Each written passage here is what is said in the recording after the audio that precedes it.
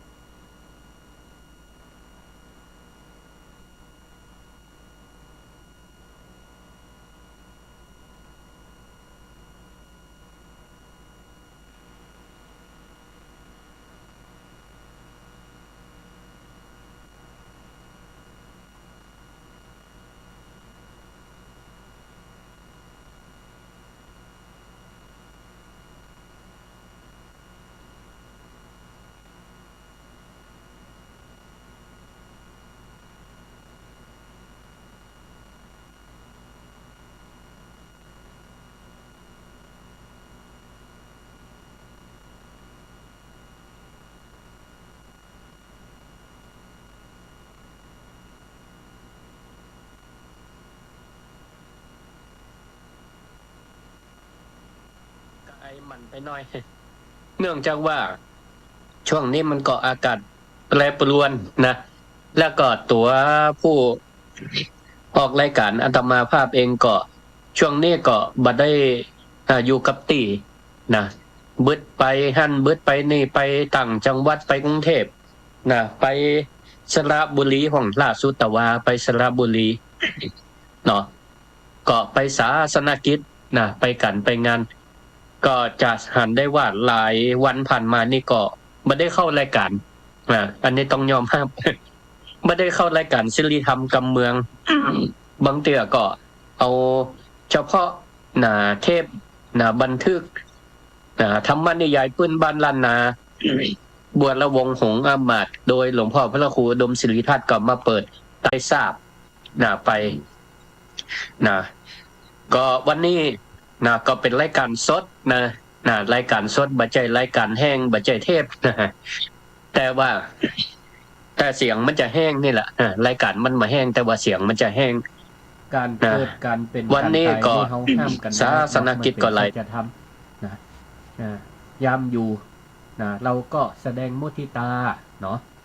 เวลาเปิ่นถึงเขากินแขกแต่งงานขึ้นวันใหม่สืบหูราชตาประสบความสำเร็จเอาก่อมุทิตาเมื่อยามมรณะเราก็แสดงความอาลัย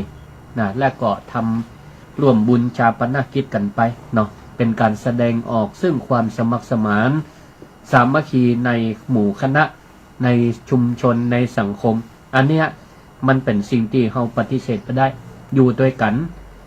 คนเฮานี่ก็ธรรมชาติของสังคมธรรมชาติของมนุษย์เพิ่นว่าอยู่ตัวคนเดียวนี่ลำบากอยู่ตึงบ่ได้เนาะก็จำเป็นต้องอาศัยหมู่อาศัยจุ้มเมื่อเฮาอาศัยหมู่อาศัยจุ้มแล้วก็จำเป็นที่จะต้องมีปฏิสัมพันธ์ต่อกันมีความเอื้อเฟื้อเกื้อกูลต่อกันเนาะโอบอ้อมอารีวจีไพเราะสงเคราะห์ประชาชนวางตนให้เหมาะสมนะก็ขอเจริญพรกับท่านผู้ฟังนะทาง Facebook ไลฟ์นะที่ได้ตักนะเจริญพรมาโยมไอ้อันนี้แอมมี่อีกนะขอเจริญพรเนอะนะเพิ่นก็ได้ตักมาทาง Facebook ไลฟ์เนาะแล้วก็ตอนบ่ายนะก็บอกป้นนะเกี่ยวกับสัจธรรมเห็นมั้ยนะเรื่องเกี่ยวกับการเจ็บไข้ได้ป่วยก็พอดีปานิสิตนะพระนิสิตเปิ่นไปทำโครงการพระเยี่ยมไข้นะโครงการดีๆของมจร.วิทยาลัยสงฆ์นครลำปางโครงการพระเยี่ยมไข้นะชื่อเต็มเปิ้นว่าโครงการนิสิตจิตอาสานำธรรมะสู่ผู้ป่วยตามแนววิถีพุทธนี่หรอหรือห้องกันง่ายๆว่าพระเยี่ยมไข้ก็เป็นการฝึกให้นิสิตนะเปิ่นได้ที่เข้ามาเรียนในมจร.เรียนทักษะด้านศาสตร์สมัยใหม่บูรณาการกับพระพุทธศาสนาและก็เอาธรรมะเนี่ยไปเผยแผ่ให้กับศรัทธาญาติโยมโดยการก็อย่างที่อาตมาว่าตะเกียยามอยู่ก็มุทิตาเอาธรรมะไปเกื้อกูลเปิ่นตอนเปิ่นประสบความสำเร็จมีชีวิตอยู่ยามเจ็บไข้ได้ป่วยก็ไปเยี่ยมไข้เอาธรรมะไปแนะนำเปิ่นก็ถือว่าพระสงฆ์เป็นยาตั้งใจยาตั้งใจการเจ็บไข้ได้ป่วยเนี่ยมันเป็นการป่วยตั้งกายแต่ก็ส่งผลคือสภาพจิตใจมันก็ห่อเหี่ยวอยู่ได้เหมือนกันเนาะบางเทื่อเจ็บไข้ได้ป่วยก็ห่อเหี่ยวใจบ่ค่อยมีกำลังใจแต่ถ้าได้ธรรมะ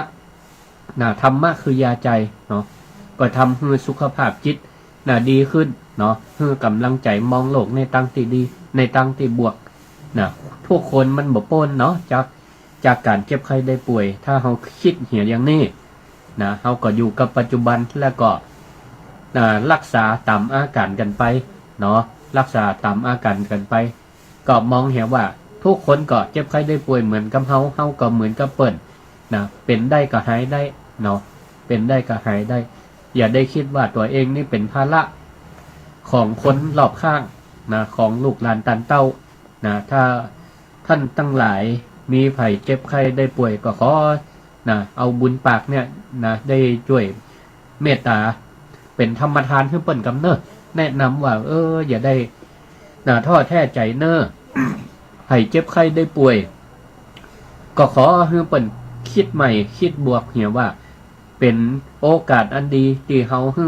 ลูกเต้าเราหลานพ่อแม่ป่วยก็เป็นโอกาสอันดีให้ลูกเต้าเราหลานได้ทำบุญกับพ่อกับแม่ได้แสดงออกซึ่งความกตัญญูกตเวทีบางเตือเปิ้นพ่อแม่อยู่ดีสบายบางเตือเฮาก็อาจจะห่วงแต่ห่างได้ไปทำการทำงานก็เปิ้นสุขภาพดีอยู่กับปอตะใดแต่ถ้าเจ็บไข้ได้ป่วยเนี่ยมันเป็นโอกาสที่เขาได้แสดงความฮักความผูกพันต่อลูกคือมีกระป๋อกับแม่ลูกก็ได้บุญกุศลอย่างนี้ถ้าเขาคิดจะอีศรัทธาญาติโยมทั้งหลายก็ได้ปาพระนิสิตเปิ้นไปทำโครงการที่โรงพยาบาลมะเร็งลำปางก็ได้ทำความร่วมมือกับโรงพยาบาลมะเร็งลำปางนี่เกือบเป็น10 ปีละก็เป็นลักษณะพระสงฆ์พระนิสิตไปหมัดมือเตื้อขวัญไปสวดบทโพชฌงคปริตห้องให้กำลังใจเปิ้นให้กำลังใจเป็นยาทิพย์อย่างดีศรัทธาญาติโยมทั้งหลายการได้เห็นพระสงฆ์นี่เปิ้นว่าได้เห็นก็เป็นบุญตาได้เจรจาก็เป็นบุญปากได้อุปถากก็เป็นบุญใจก็สามารถให้เจ็บใครได้ป่วยนั่นก็บางเบาทุเราลงหายกลับบ้านกลับจองได้ใจชีวิตตามปกติก็คิดอย่างนี้แล้วก็นอกจากนั้นเสร็จแล้วก็ไป แอวไปเยี่ยมใจหาพระเดชพระคุณหลวงปู่พระราชธรรมลังการที่ปรึกษาเจ้าคณะภาค6และก็ที่ปรึกษาผู้อำนวยการวิเลยสงฆ์นครลำปางผู้ก่อตั้งหรอกหลวงปู่นี่เป็นตนผู้ก่อตั้งวิเลยสงฆ์นครลำปางเพิ่งเกิดขึ้นหลวงปู่ก็เพิ่งหายจากอาการอาพาธออกจากโรงพยาบาลก็ตามอายุสังขารเปิ้นเนาะอายุ95 ปีก็เป็นธรรมดาเนาะร่างกายก็อ่อนแรงไปพ่องนะแล้วก็เข้าโรงพยาบาลก็เพิ่งได้ออกมานี่ก็เลยไปแอวไปเยี่ยมเปิ้นแล้วก็ไปสวดบทโพชฌงคปริตถวายหลวงปู่ก็ตอบอย่างได้ดีหมดหลวงปู่แข็งแรงดีขึ้นศรัทธาญาติโยมทั้งหลายไปติเป็นลูกศิษย์ลูกหาพระเดชพระคุณหลวงปู่พระราชธรรมลังการหรือหลวงปู่จันทร์กตปุญโญก็ไปกราบไปไหว้ได้หลวงปู่ก็เป็นตนมหาเถระของพระเถระและก็สาธุชนคนลำปางทั้งหลายเป็นตนบุญที่มีอายุถึง95 ปีวันนี้ก็ได้มีโอกาสไปสวดบทโพชฌงคปริตล่ะ แล้วก็ไปช่วยกันเปลี่ยนมุมที่นอนของเปิ้นพ่องจะได้เปลี่ยนบรรยากาศหลวงปู่จะได้สุขภาพแข็งแรงแล้วก็ฟังมาเข้ารายการฟังมาเข้ารายการก็บ่จ้าเกินไปเนาะศรัทธาญาติโยมท่านสาธุชนทั้งหลายวันนี้ก็ได้ออกรายการในเวลา 4 โมงนี่ก็เป็นเวลาที่ท่านอาจารย์พระครูอภิวัฒนวิกรมได้เมตตามอบเวลา 4 โมงถึง 5 โมงนี่แก่อาตมาก่อนหน้านี้ก็เป็นคิวรายการของท่านอาจารย์พระมหาสมชาติชาตปัญโยได้มาออกมากับศรัทธาญาติโยมทั้งหลายก็เปลี่ยนบรรยากาศกันไปเนาะฟังธรรมะจากพระสงฆ์พระนักเผยแผ่หลายตนหลายองค์ก็เหมือนกับเฮากินข้าว กินข้าวมีเมนูอาหารหลายอย่างบางจานก็รสชาติกลมกล่อมบางท่านก็ชอบเปรี้ยวชอบหวานชอบเค็มชอบเผ็ดก็มีครบทุกรสครูบาอาจารย์แต่ละท่านเพิ่นก็มีท่วงท่าลีลาในการบรรยายที่เป็นอัตลักษณ์เอกลักษณ์แตกต่างกันไปแต่ทั้งนี้ครูบาอาจารย์ทุกท่านก็มีแหล่งอ้างอิงก็คือธรรมะมีแหล่งอ้างอิงเป็นอันเดียวกันก็คือมาจากพระธรรมคำสอนขององค์สมเด็จพระสัมมาสัมพุทธเจ้าที่พระองค์ทรงค้นพบตรัสรู้และก็ได้เผยแผ่นำมาเผยแผ่ให้กับพุทธศาสนิกชนตั้งหลายพุทธบริษัทตั้ง4ตั้งหลายได้ประพฤติได้ปฏิบัติตามตัวเจ้าได้เหียนได้อันใดก็เอามาถ่ายทอดให้ศรัทธาญาติโยมบ่ได้มาสั่งมาสอนศรัทธาพ่อออกแม่ออกทั้งหลายบ่ได้มาสั่งมาสอนเพราะว่าอาตมาเองก็เหมือนเป็นพ่อลูกพ่อหลานประสบการณ์นี่ก็ยังมีน้อยอยู่บ่เท่ากับอีป่อยแม่ตั้งหลายตีเปิ้นเป็นผู้สูงวัยประสบการณ์ผ่านห้อนผ่านหนาวมีนักก็ อันใดดีก็เอามานำเสนอผ่านรูปแบบของวรรณกรรมพ่องผ่านรูปแบบของธรรมะนิยายปื้นบ้านล้านนาพ่องทั้งหมดทั้งมวลนี้มันก็มาจากชาดกก็คืออดีตชาติก่อนที่พระพุทธเจ้าของเฮาเปิ้นจะมาประสูติเป็นเจ้าชายสิทธัตถะแล้วบรรลุเป็นพระพุทธเจ้าเปิ้นก็ได้เกิดแต่ละชาติเป็นพระโพธิสัตว์ได้บำเพ็ญบารมีต่างๆอันนี้ก็เป็นสิ่งที่ได้สะท้อนให้เฮาท่านทั้งหลายได้ฮู้ได้หันว่าพระโพธิสัตว์กว่าเปิ้นจะได้บำเพ็ญบารมีเป็นพระพุทธเจ้าเปิ้นยังบำเพ็ญมาหลายภพหลายชาติเพราะฉะนั้นเราท่านทั้งหลายก็จะได้ท้อใจในการทำคุณงามความดีในการบำเพ็ญบารมีในการบำเพ็ญบารมีทำไปเถอะศรัทธาญาติโยมท่านสาธุชนทั้งหลายอันอย่างที่มันเป็นกุศลเป็นคุณงามความดีบ่สร้างความเดือดร้อนให้กับตัวเก่าบ่สร้างความเดือดร้อนให้กับคนรอบข้าง นะอันนั้นน่ะถือว่าเป็นสิ่งอันเป็นกุศลนะเป็นคุณงามความดีทำแล้วก็เกิดแต่ประโยชน์ต่อตัวเก่าและก็คนรอบข้างก็ขอให้มันทำไปเนาะมันทำไปอยู่กับปัจจุบันไปนะส่วนเขาได้หันกรณีศึกษานะได้ศึกษาชาดกต่างๆที่ครูบาอาจารย์เอามา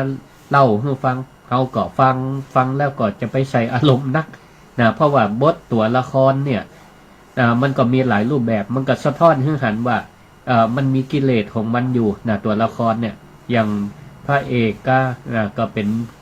เหมือนเป็นตัวคุณธรรมเนาะเป็นธรรมะเป็นกุศลธรรมนะเป็นกุศลธรรมส่วนตัวไล่ก็เป็นอกุศลธรรมเป็นกิเลสนะเป็นกรรมกิเลสเป็นตัวโลภตัวโกรธตัวหลงถ้าท่านทั้งหลายสามารถแยกแยะได้นะหู้ได้ว่าอ๋ออันนี้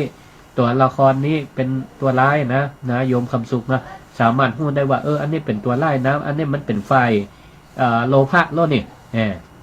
เป็นมันแบบมาในรูปแบบของโลภะความโลภอันนี้เป็นความโกรธนะเป็นตัวแทนของความหลงเนอะสามารถแยกแยะได้อีกก็แสดงว่าเขาเข้าใจในสัจธรรมเนาะในธรรมะกันทั้งหลายนะก็ วันนี้ตรงกับวันพฤหัสบดีที่23 เดือนกุมภาพันธ์เนาะก็มันเป็นช่วงรายการที่นำเสนอทั้งธรรมะนะศิลธรรมกำเมืองและก็ธรรมนิยายช่วงแรกนี่ก็จะได้นำเสนอนะในวรรณกรรมล้านนาอยู่เนาะเรื่องหงหินนี่ก็ใกล้จะอวสานแล้วนะวันนี้ก็จะได้นำเสนอบทที่16นะเดี๋ยวก็จะได้มาสรุปให้ฟังเนาะเอาล่ะก็เมื่อเสียเวลาก็ขอเชิญท่านผู้ฟังทั้งหลายได้รับฟังวรรณกรรมล้านนาเรื่องนะข้าวหงหินหรือหงพาคำในบทที่16นะเดี๋ยวใต้รายการก็จะเปิดโอกาสให้สถาได้โทรเข้ามาในรายการศิลธรรมกำเมืองเนอะ064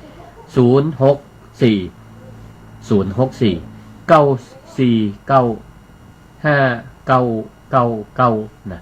064 94999ต่อไปเชิญท่านทั้งหลายได้ฟังวรรณกรรมล้านนาต่อไปเนอะ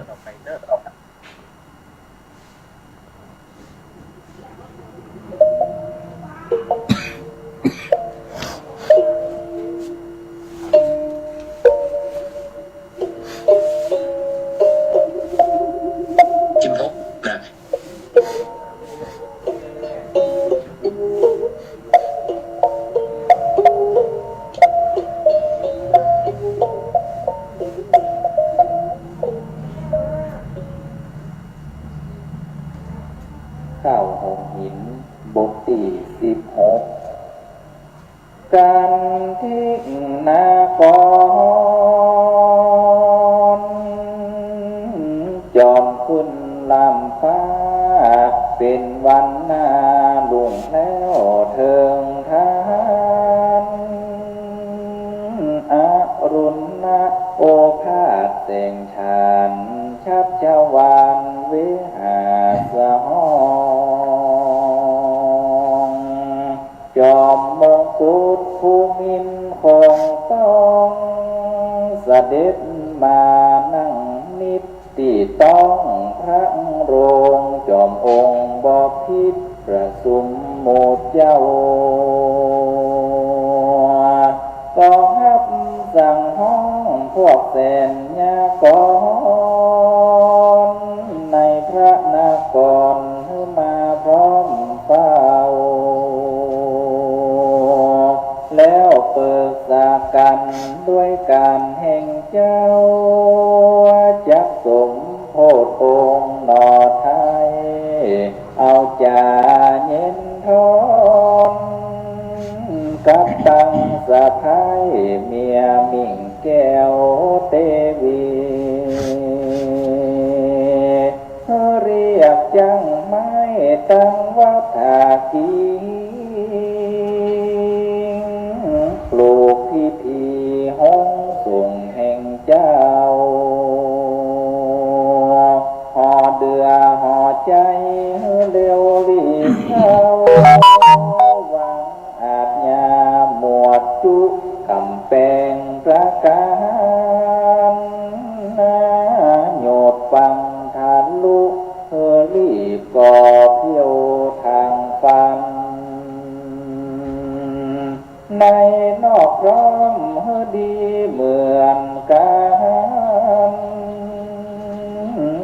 ดาวไผ่มันเอาปึ่งถากหญ้า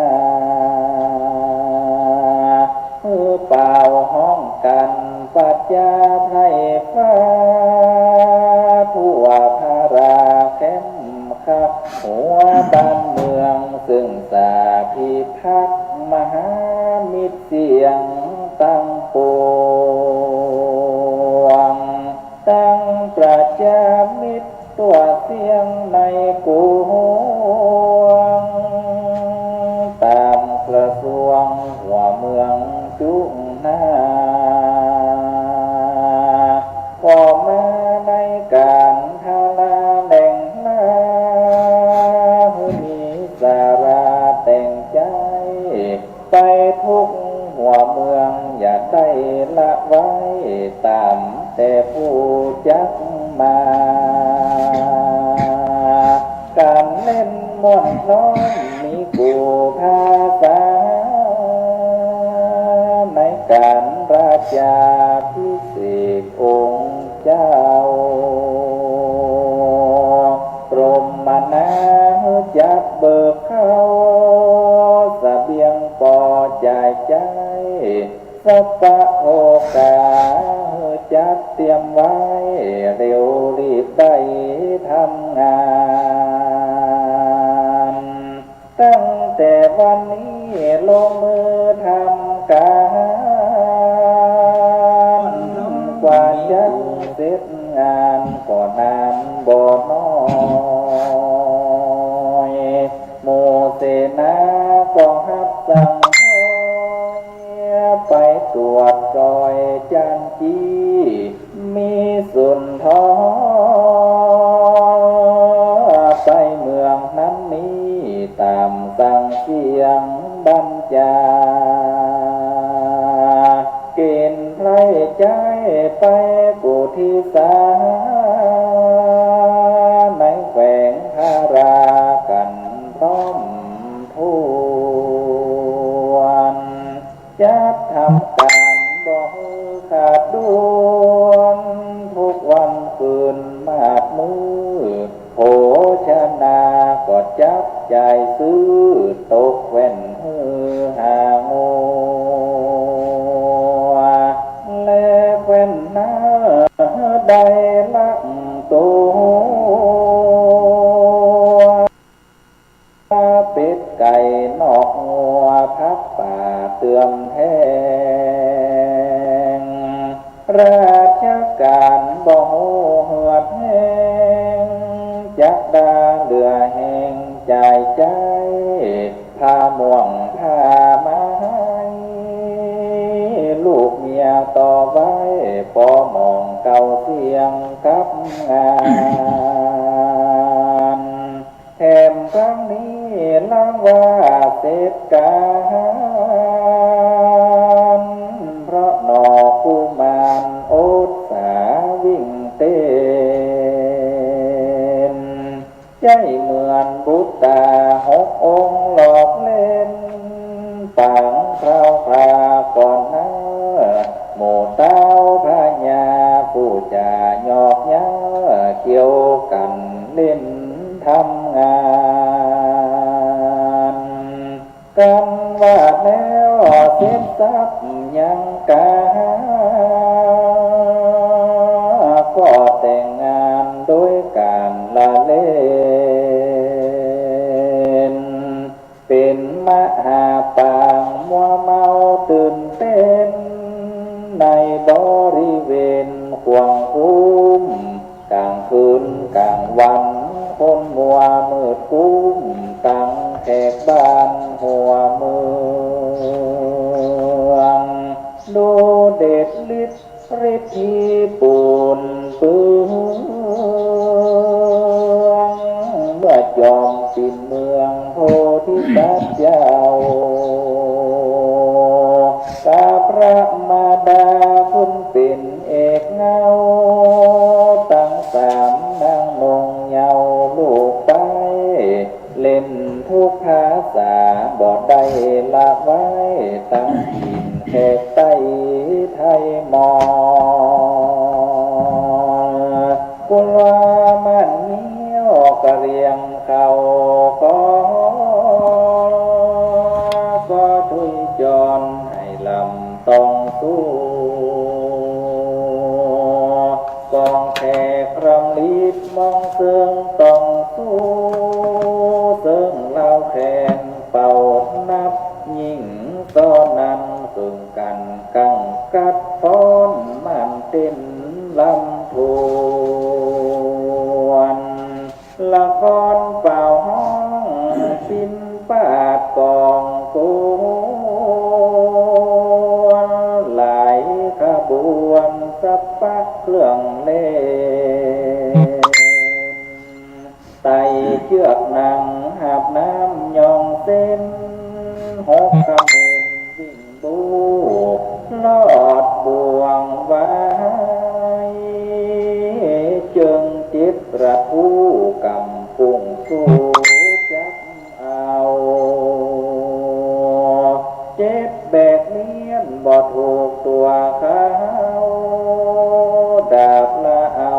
ถ้าหบออกเล่นกองสะบัดใจลูกตุกไล่เต้นขบวนเจิงต่อยุดจนพัดล้างแล้วลางอาวุธที่ขาดขาฟันหลองบักแก้วพายถั่วเบียกินของเสียเงินทองเมืองนั้นม่วนเล่นมาหัวแดงดำเจ้ามือแป่งเส้นเขียนสำคัญขีดไว้กระถูกเข้าแต่พักหัวหับใจกินตีได้ในวงแม่กวดกานักเลงคนทองลังห้องมือลงจะด่าเกือบเสียงออกไปซื้อกินสุราน้ำเมียงแคบหมู่มันมาแขวงห้องบ่มีเงินเดินเตียวกะแขวงแปะเชื่ออูกินได้พัดหมูเจ๊กเสเล็กเข่าขานั่งเตียงใหญ่พ้องขายเข่าโต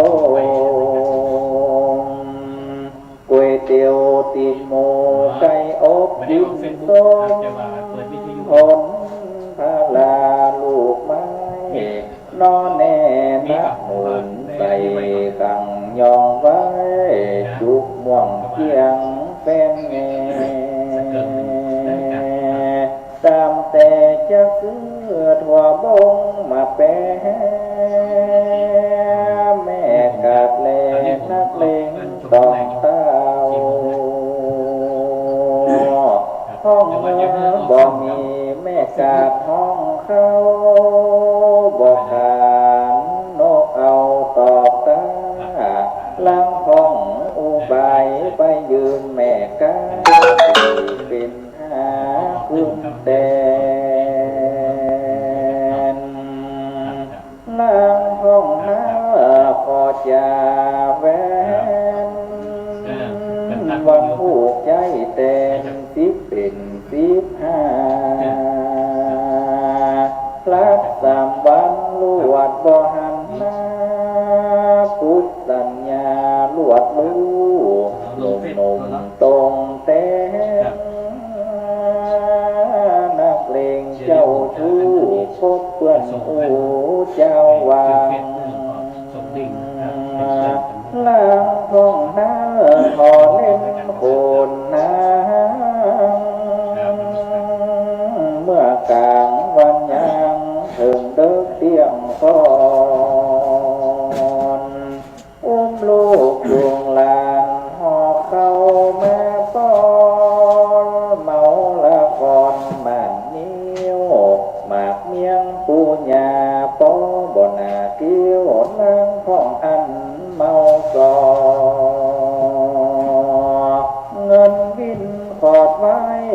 อจังสอขอหอมนเทียนคุ้มหวังเจืองเจ้าประชาชนหัวเมืองออกเข้าเหมือนแมงไม้เมาหมด7 วัน7 คืนฝ่าจังได้ลดพิเศษเจ้าโพทันสนุกม่วนพร้อมแอวเล่นดินสานสารพันหากมีพร้อมเสียงกันถึงวันดีหมดใสปอดเกลี้ยงจักพิเศษองค์ลูกฮักจัดแต่งตัวทรงพระพักตร์มงกุฎแก้วจินดาธรรมาลงรับสอดพระหัตถาสวมชดาทับสวงข่ายห้อยสนับเพลาตีนเจิงท่าต้อยปักคมพลอยสว่างเม็ดยระบาคาปักเลี่ยมซ้อนเพชรวิเศษเสียงโสภาอินทโนชิตติพระอังสาบันพับจินดาทับทิมผ่องแผ้วกำไลสวมก่อนล้วนปีนอนแก้วแถวมุกดาเรียบร้อยแต่ของแปลงราคาบอดน้อยนับโกดตื้อผัวทรงขาดประคตขาดเทียนประจงขัดแอวองค์พระบาทเต้ากะนกห่างห้องเนื้อคำคงจังตองย้อมแหมประดับแต่งองค์เหมือนอินลงแต้มงามวิไลเลิศล้ำแล้วแห่เสด็จไปที่หดน้ำหอทรงเจ้าราชากันนอดแล้วก็พลัดผู้สามณีจินดาสุวรรณเครื่องย่องนุ่งผ้าขาวขึ้นนั่งบนห้องพุทธผ่องงามเลิศล้ำบนหอพิธีวารีหลอดน้ำพรามณเจ้าเตปาเอาหอยสังหดยังองค์อัตตาปะธรรมามดใสผ่องแผ้วทัดนั้นเห็นบ่าวแก้วสาวแก้วปุ่นนั่งในสำนักเต้าพญาเจ้านายกังกับโหดหล่อเจ้าทารา16 สิ่งพร้อมขวดน้ำเงินตราสุวรรณามอคำหน้าแก้วมอหินจินดาสมฤทธิ์ภายแผ้วผิวดำนินปอดเนื้อกันเซ็ดโสงน้ำหอมกูเจือมดปลอดเสียงโพยพายมาทรงเครื่องพร้อมแห่เสด็จมายังที่เฝ้าเสนามวลนั่งล้อมหัวบ้านหัวเมืองป ก็มานั่งพร้อมตั้งพระแม่เจ้าเทวีอามาตย์น้อมยกตนใบสีเจ็ดยันมีตั้งยอดกำเก้าปักหักกามาลาสอดเข้าแสงพันงามรื่นรสสะบันงาจำป่าแขกสดสะแล่งเอื้องอุ่นอ่อนสลิดมะลิขีบานไกลสอกุหลาบอ่อนเองจันมุยซอเกตทวาราคีคำฮอ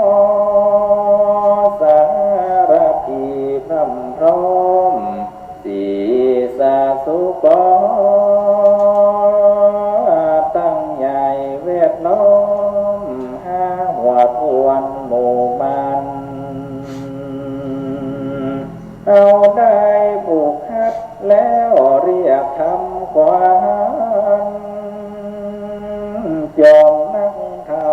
มดาออกเจ้าตั้งพระบุตตาจาญาหนอเฮาสามนางเหล่าที่ฮักแม่นควันตกกลายที่แฟนเมืองยักษ์ที่ติดกามแดนเมืองคนทักขีนะแฟนที่ตองเลืองขี่รีเรืองหรือใครป่ากว้าง32คนเจ้าอย่าได้อ้างสอบพนมไพรแหล่งได้ก็เจอมาเนบทับยังดอกไม้อันปักใส่ซ้อมมวนมีกุหลาบซ้อนบานจุ่มปีสารปีสลิดการสานอันนาสนมเก็บมาเพื่อฟ้าปักแซมซอนลื่นลดสะบันงาผักกากับสุดบ้าแบ่งซอยมาลายตั้งดอกเก็บเก้าสะแลงหอมคล้ายงามวิไลพิกุลดอกน้อยปักใบสีดีงามเป็นท้อยนินละบนลอยเหนือน้ำตั้งดอกตาเฮินราคีเลิศล้ำหอมลดต้มกลางคืนข้าวต้มหน่อยน้อยข้าวแคบแตนจืดอย่าไปแอวอื่นกลางดงป่ากว้างเจิญมาสะเวยลบเจยไหลทั่วข้าวหนมลูกลานหน่อยน้อยตั้งเข้าวิตูจะคูเรียบร้อยศูนย์ใส่อ้อยตาลทรายกล้วยจันทร์คือพร้อมมีมากเหลือหลายก็ถายทุนตำองค์คำเจืองเงา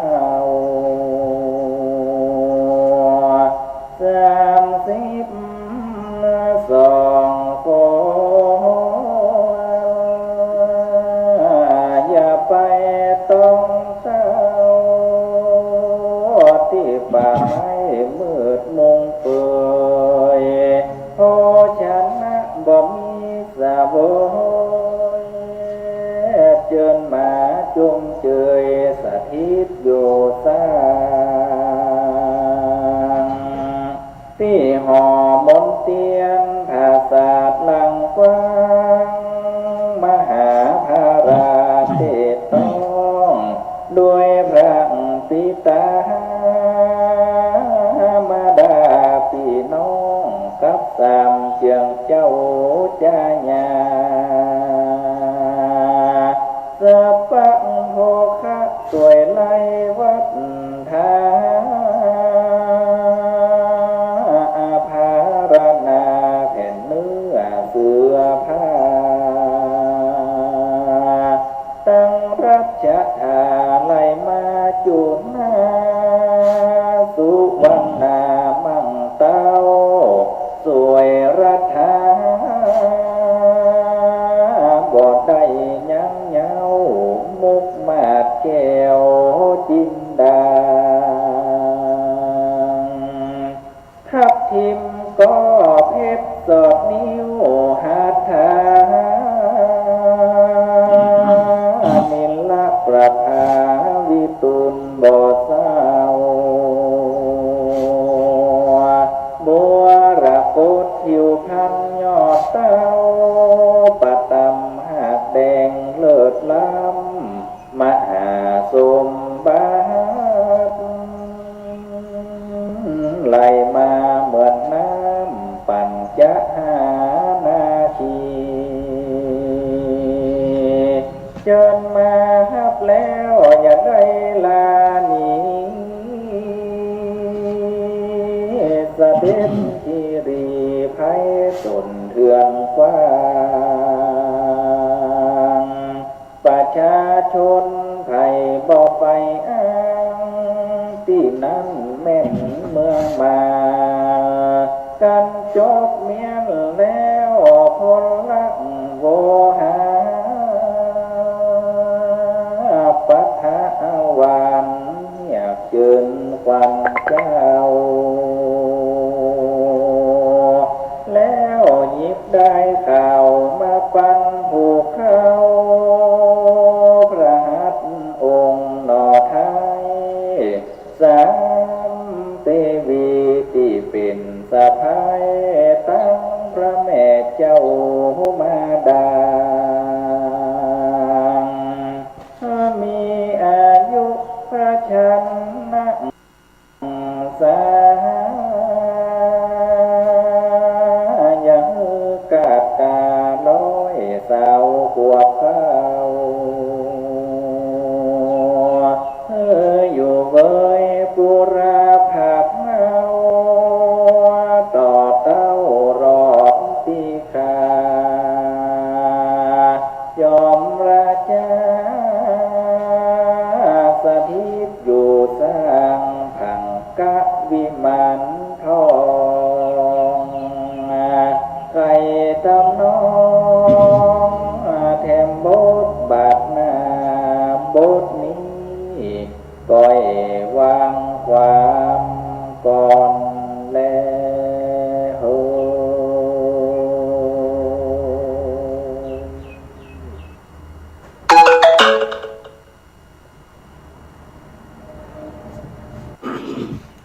ท่านผู้ฟังได้ฟังจบไปแล้วนั่นก็เป็นวรรณกรรมข้าวซอล้านนาเรื่องข้าวหงหินหรือหงพาคำบทที่16ก็ขับขานโดยท่านอาจารย์เจ้าสิทธวัฒน์ที่วัดสันกำแพงหลวงอำเภอสันกำแพงจังหวัดเชียงใหม่เปิ้นได้ลง YouTube ไว้อาตมาก็หันว่าเสียงเปิ้นดีมาก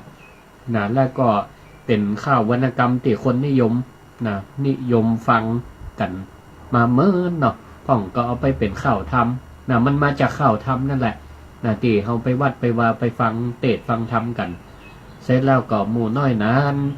หรือว่าจังซอเปิ้นก็นักปราชญ์เปิ้นก็ได้เอามาแต่งประพันธ์ใหม่คือมันเป็นข่าวซอประกอบดนตรีก็ได้หรือว่าจะเอียว่าสดๆนี่ก็ม่วนเนาะ ม้วนนะเนี่ยนะข้าวหงหินหงพาคำบทที่16ถ้าจะเปิงเนี่ยสถาญาติโยมทั้งหลายฟังก่อนรับก่อนนอนนี่เนาะ เพราะว่าถ้ารายการนี้ออกสักหมอกสถาก่อนรับก่อนนอนนี่นะเปิดกล่อมไปเนี่ยนะนิ่มดีรับละรายการก็ได้นะเนี่ยนะเพราะเสียงมันเสียงเปิ้นม่วนวอนใหญ่เนาะจุฮือฟังไปก็เพลินไปนะรับเพลินไป ดิ่มดีรับละรายการรับละตัวเจ้าเห็นละ นะก็ในบทนี้ ก็ได้อู้เกี่ยวกับ พรรณนาเกี่ยวกับนะพระเจ้า พระราชาเนาะพระเจ้าปรณสีเปิ้นก็ได้ลูกของเปิ้นปิกบ้านปิกจองแล้วก็เลยจะจัดพิธีมุลธาพิเศษและก็พิธีบรมราชาพิเศษก็คือยกเอาลูกเบาพระราชกุมารพระโพธิสัตว์หงหินเฮาเนี่ยขึ้นเป็นพระราชาพร้อมทั้งจัดพิเศษสมรสกับพระเทวีถึงลูกสะใภ้ถึง3คนก็เลยคือทหารอำมาตย์ศรัทธาเจ้าบ้านเจ้าเมืองช่วยกันจัดแจงแต่งดาจัดพิธีคือมันถูกต้องตามจารีตประเพณีศรัทธาญาติโยมทั้งหลายในนี่ประกอบประพันธ์พรรณนาถึงเกี่ยวกับการจัดการจัดงานว่ามันจะต้องประกอบด้วยเครื่องคว้าอย่างพ่องเครื่องราชกุฏภัณฑ์อัญมณีที่สำคัญและก็แม่น้ำเอาน้ำที่สำคัญมาเนี่ยศรัทธาญาติโยมทั้งหลายเป็นเพื่อความละเอียดเกี่ยวกับพิธีเพราะเป็นพระราชพิธีเนาะศรัทธาก็เมื่อฟังเจอีแล้วเนี่ยก็บ่ยากเนาะในการที่จะนึกถึงว่าเปิ้นจัดกันจะใดซึ่งเฮาปวงพระสงฆ์นิกรชาวไทยทั้งหลายก็เพิ่งจะได้สัมผัสได้สัมผัสกับพระราชพิธี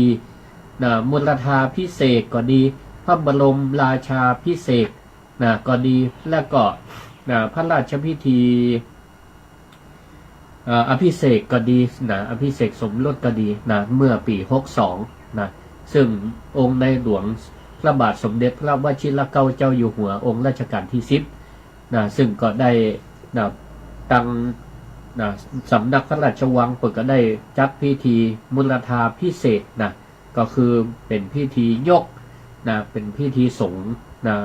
น้ำมุลธานี่แปลว่ายอดแปลว่าบนสุดบนสุดก็คือบนสุดของอวัยวะเขาก็คือเสียนก็คือศีรษะโดยเอาน้ำศักดิ์สิทธิ์มาทดหล่อมาถวายพระราชาเป็นน้ำศักดิ์สิทธิ์น้ำติเกิดจากธรรมชาติศรัทธาญาติโยมทั้งหลายเปิ่นก็จำลองมาจากน้ำมาจากแม่น้ำศักดิ์สิทธิ์ของประเทศอินเดียตั้ง5 สายต่อเป็นแม่น้ำ5 สายที่พระอิศวรพระ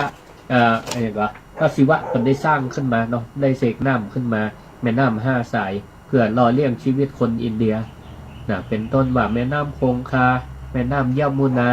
อจิรวดีมหีเป็นต้นเนาะ5 สายซึ่งเมืองไทยเขาก็มีแม่น้ำที่หล่อเลี้ยงชีวิตคนไทย5 สายเพื่อก็เอามาประกอบพิธีอันนี้เป็นตัวอย่างเนาะถ้าสถานนึกบอกออกว่าในบทนี้ในบทเนี่ยข้าวหงหินวันพรรณนาถึงพิธีบุรธาพิเศษเนี่ยก็จะนึกถึงพิธีบรมราชาพิเศษของในหลวงรอซิมเฮาตีได้ถ่ายทอดไปดูย้อนหลังก็ได้ใน YouTube ก็มีเปิดแล้วสามารถอันนี้ได้เนาะตอนนี้ก็เวลา 5 โมงก็บอกเป็นยังศรัทธาจะเปิดโอกาสให้โทรมาในใต้รายการได้เพราะว่าตะกี้ก็ได้ประสานไปยังดีเจน้องแอมว่าบ่ต้องขั้นรายการในช่วง 5 โมงถึง 6 โมงก็คือรวดไปเลยเพื่อที่จะเปิดโอกาสให้ศรัทธาญาติโยมท่านสาธุชนทั้งหลายได้โทรเข้ามาในรายการศิริธรรมกำเมือง064-949-5999เปิดโอกาสให้ตั้งจังใหม่ลำพูนโทรมาก็ได้บัดเพียงเฉพาะลำปางห้องก็ว่าโอ้โทรมานี่บัดตันลำปางสักเตื้อที่ว่าลำปางมันอยู่ใกล้ที่จริงมันบ่เกี่ยว ไผ่กดโวยเนี่ยก็ได้โวยนะโทรมาละเจริญปอน ดอยสักเจ้าแม่สีฟันป่าแม่แดงดอยสักกิน อ๋อเจ้าเก่าเจ้าเก่าเจ้าเดิม เจริญปอน แม่ฟังตั้งแต่เจ้าละแม่ฟังตั้งแต่เริ่มแรกละ สาธุเข้าใจดีก็แม่ สบายใจดีอะคือแม่ฟังนี่มันได้ทั้งความสบายใจทั้งสาระความรู้เนี่ยที่ว่าเราจะได้เอามาปฏิบัติแม่ก็ดีใจคือสดใสขึ้นมาจัดนักละเจ้า โอ้ดีละอนุโมทนา นี่แหละคือวัตถุประสงค์ของการจัดรายการนะ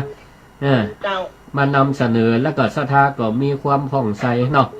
มีความสุขอกสุขใจเบิกบานใจดีละนะคนจัดก็ เพราะว่าเมื่อก่อนนี้เคยได้ยินอยู่ครั้งสองครั้งของท่านพระอาจารย์เสน่ห์การหลงอะแล้วหายแซ่บเป็นไหนหมูแล้วแม่มาได้ยินของสิริธรรมกำเมืองเนี่ยแม่สบายใจ โอ้ แม่ฟั สาง ธุสา ได้ ธุเดี๋ยวก็จะเอามาน มาทุกวันแม่ก็ฟังทุกวัน ำสาธุอันนี้ก็นี่แม่ฟังของขึ้นเนี่ยอย่าง104กะ 104 แล้ เจ้าว วัดไฟหินเนาะ เจ้า สาธุขอบคุณแม่ อาจารย์ดูแลตัวเองให้ดีนะคะรู้สึกว่าวันนี้เสียง เสียงแห เป็น บ วัดอะ แม่นเป็นวัดไปเหนือหล่องใต้ เดินตังบ่อยแม่ ยังไงก็เอาน้ำอุ่นล้างคอดื่มน้ำอุ่ แม่ น น สั่นน้ำอุ่นให้ล้าง สาธุ คอจุ่มนะเจ้า ขอบคุณขอบคุณนะขอบ แม่ คุณ เป็น นะ ห่วงนะคะ เป็นห่วงด้วยความใจจริงนะคะไม่ ข ใช่ อบ ว่าแกล้งพูดนะ โอ้ เจ้า อนุโมทนายินดีจันนักอะขอบคุณเนอะแม่เนอะสาธุเจ้าเจริญพรอยู่ดีมีสุขเนอะเจริญพรเจริญพรแม่ เจ้า แม่สมใจ เจ้า แม่ตั้งแต่แรกมาแล้วนะ เจ้าสาธุเดี๋ยวฟังทำบัวละวงตัวตอนเนอะ เจ้าหม่อนขนาด สา เลย ธุ ว่าจันเจ้า สาธุขอบคุณ ฟังดีเนี่ยกำลังใจเด้อ เจ้าสาธุสาธุขอบคุณเจริญพรเจริญพรสายที่3แม่ เจ้า แม่คำมีเนาะ เจ้า แม่คำมีแม่กง ได้ยินเสียงจัดหลายวันเจ้า ไปหลายตีแม่ ไปอบรมไปเปิดชุมนะวันนี้ได้มีโอกาสมาออกมาปมมาปะสภานะ2 ชั่วโมงเนี่ยได้ยินสภาโทรมาเพื่อกำลังใจก็ดีใจขอบคุณเจริญปอนเจริญปอนสายที่4แม่บัวไขฮัลโหลแม่บัวไขฮัลโหล1 2 บอกอู้ครับสายต่อไปเจริญปอนแม่แก้วตะกี้แม่บัวไข่แทบจะเมาฟังกับวิทยุเฮาฮัลโหลนี่ก็ได้ แม่แก้วสายที่5เจริญปอนเจ้า ที่เข้าใจดีเนาะ สาธุเจ้า ประกาศที่เรือไปที่ไหนมาได้ยินหลายที่วัน อ๋อไปอันประชุมไปกรุงเทพพ่อง แต่ว่านี่ไปสระบุรีไปเมื่อใจไปนอนไปปิกเจียแม่ แต่มันตัดรายการไม่ได้ออกครับ มีศพติหมู่บ้านตัวเนาะ คนทุกแหละ มีงานศพติบ้านติหมู่บ้านนี่เรียบร้อยละก็นี่ก็ได้ออกปกติเนาะสาธุขอบคุณนะแม่แก้ว เจ้าเจริญพรเนอะสาธุเจ้าเจริญพร